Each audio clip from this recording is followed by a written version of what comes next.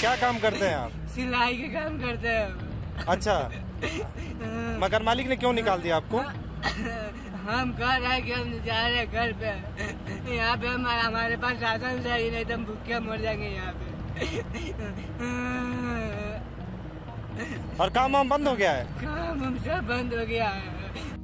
भारत में corona virus के फैलाव को रोकने के लिए मोदी हुकूमत की तरफ से बिना किसी प्लानिंग के अचानक लगाए जाने वाले 21 दिन के कर्फ्यू ने लाखों लोगों की जिंदगियां दांव पर लगा दी हैं।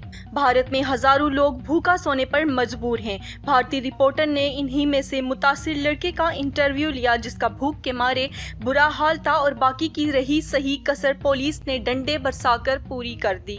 सिलाई का काम करने वाला ये नौजवान मुस्तकिल हिचकियां लेते हुए रोता रहा। उसने बताया कि उसका ठेकेदार भी पैसे नहीं दे रहा।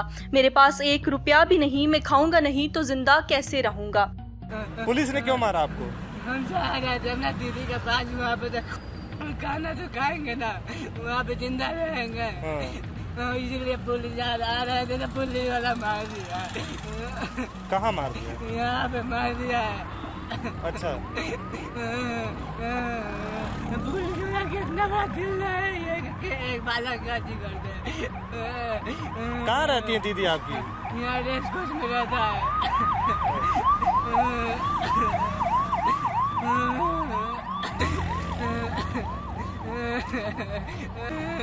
ठेकेदार पैसा नहीं दे रहा है? नहीं दे रहा है ठेकेदार। क्या कह रहा है?